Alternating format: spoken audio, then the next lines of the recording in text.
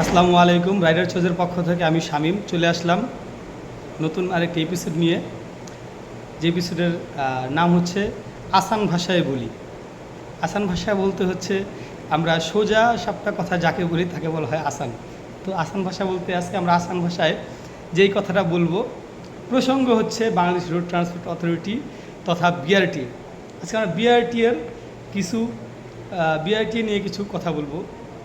Topic হচ্ছে BRT licence প্রসঙ্গ, driving licence প্রসঙ্গ হচ্ছে এই যে বাংলাদেশে ড্রাইভিং লাইসেন্স দুই প্রকার হয়ে থাকে। একটা হচ্ছে পেশাদার, অন্যটি হচ্ছে অপেশাদার। যেটি পেশাদার সেটা 5 বছর মেয়াদকালীন হয়ে থাকে, যেটা অপেশাদার সেটা 10 বছর মেয়াদকালীন হয়ে থাকে। তো আজকে কথা বলবো পেশাদার বা অপেশাদার দুইটাই ড্রাইভিং লাইসেন্স নিয়ে বলে থাকবো। যে গত পরশুদিন আমি আমার ফ্রেন্ডের একটি ড্রাইভিং লাইসেন্স রেলের জন্য পাঠাইছি, মানে ও আমার হেল্প নিচ্ছে। তো আমি বলছি এইভাবে করো, যেহেতু আমি মোটর সাইকেলের ব্যবসা করি, তো বিআরটির সাথে আমার একটা ক্লোজ কানেকশন আছে। তো সেক্ষেত্রে আমি ওকে পাঠিয়েছি। পাঠানোর পরে সব কিছু করার পরে বেরোইল কি, ওর নতুন করে আবার ইন্টারভিউ দেওয়া লাগবে। কিসের ইন্টারভিউ? ড্রাইভিংয়ের ইন্টারভিউ দেওয়া লাগবে। এবার নতুন করে আবার প্র্যাকটিক্যাল ও ফিল্ডে ইন্টারভিউ দেওয়া লাগবে। তো আমার কথা হচ্ছে যে আমার যে ফ্রেন্ড, ওর লাইসেন্সটার বয়স প্রায় দীর্ঘ 10 বছর। তো দীর্ঘ 10 বছর প্রফেশনাল লাইসেন্স, তো আবার তো প্রফেশনাল লাইসেন্স তো দীর্ঘ 10 বছর যে চাকরি বাকরি করছে, বিভিন্ন প্রতিষ্ঠানে চাকরি করছে, প্রাইভেট বাসা বাড়ির গাড়ি চালাইছে। তো দীর্ঘ 10 বছর একটা প্রতিষ্ঠিত ড্রাইভার, সে দীর্ঘ 10 বছর গাড়ি চালাইছে। এর আগেও সে ইতিপূর্বে 2টা ড্রাইভিং লাইসেন্স রিনিউ করছে। এটা তার 3rd লাইসেন্স, 3য় লাইসেন্স। তো এইবার কেন ড্রাইভিং লাইসেন্সের জন্য ইন্টারভিউ দেওয়া লাগবে? আমি মাননীয় প্রধানমন্ত্রী দৃষ্টি আকর্ষণ করছি, সড়ক ও যোগাযোগ মন্ত্রণালয়ের দৃষ্টি আকর্ষণ করছি, ও বিআরটি এর যারা উচ্চধর কর্মকর্তা যারা আছেন, যারা সচিব লেভেলে বা বড় বড় কর্মকর্তা যারা আছেন, তাদের দৃষ্টি আকর্ষণ করছি। কারণ এটা হচ্ছে একটি বিআরটি এর অসাধু কর্মচারীদের একটি আর্নিং প্রজেক্ট, এই ড্রাইভিং লাইসেন্সের ইন্টারভিউ। আমি যতদূর ইনভেস্টিগেট করে পেয়েছি, একটি ড্রাইভিং লাইসেন্সের ইন্টারভিউয়ের জন্য মিনিমাম 2500 থেকে 3500 টাকা দেওয়া লাগে 3টা ইন্টারভিউয়ের জন্য।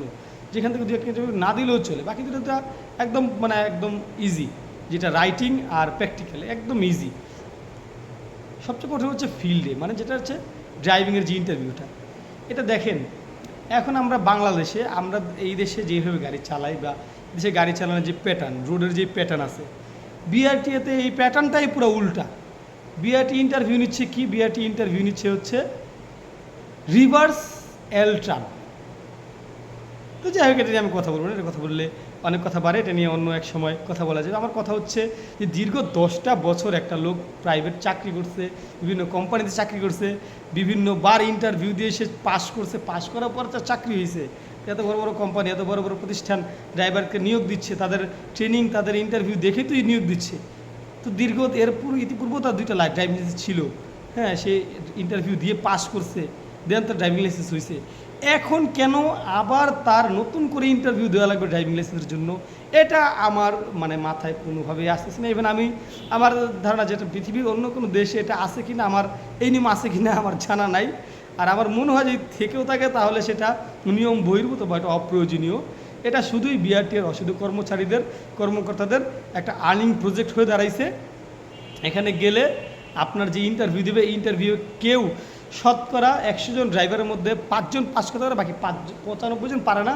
কারণ হচ্ছে সে সারা জীবন যেই প্যাটার্নে একটা গাড়ি চালায়, সেই ইন্টারভিউ দিয়েছে যে তার প্যাটার্নটাই উল্টা। তো হুট করে সে একটা যে জায়গায় যেয়ে, হ্যাঁ, সে কীভাবে ওই পরিবেশের সাথে মানিয়ে নেবে? তা আমি বলবো এইটাই যে মাননীয় প্রধানমন্ত্রী আপনার দৃষ্টি আকর্ষণ করছি, সড়ক ও যোগাযোগ মন্ত্রণালয়ের দৃষ্টি আকর্ষণ করছি, ও Bangladesh road transport authority BRT এর দৃষ্টি আকর্ষণ করছি। আপনার জিনিসটা অবশ্যই গুরুত্ব সহকারে দেখবেন, ব্যাপারটা আমলে নেবেন।